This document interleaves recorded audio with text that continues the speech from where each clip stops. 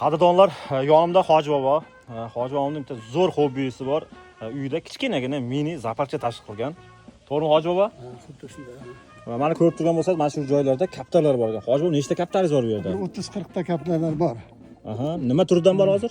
Bular mana tovus kaptarlar bor. Bular o'zining rang-barang harakatlari bilan, chiroyli qanotlari bilan odamlarga zavq bag'ishlaydi. Mana bu yerdagi kaptarlar, bular bulutga, balandga uchadi. Mana bu yerdagi kaptarlar, bular salta oshib turli xil o'yinlar ko'rsatadigan kaptarlar bular. Bularning zoti bo'lak, bularniki bo'lak. Ertalab uchib chiqib ketgan hali ko'p hali balandda o'ynab yuribdi. Mana kaptarlar, mana tovus kaptarlar. Mana bu kakliklar uchun qilingan joylar.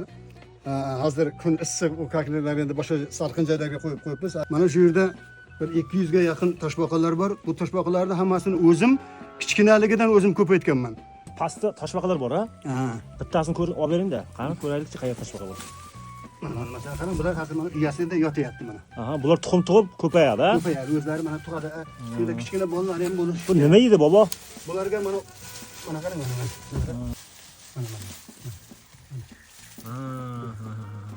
O'zlari tuxum berib, o'zlari ko'payadi. Noyob gullar bor. Mana shularni hammasini o'zi yoshim 74 dan oshgan. Mana shularga kecha-yu kunduz parvarish qilaman, qiziqaman. Tovuslardan bir 25-30 taga yetkazdim. Mana bu tovuslar mana xo'rozi.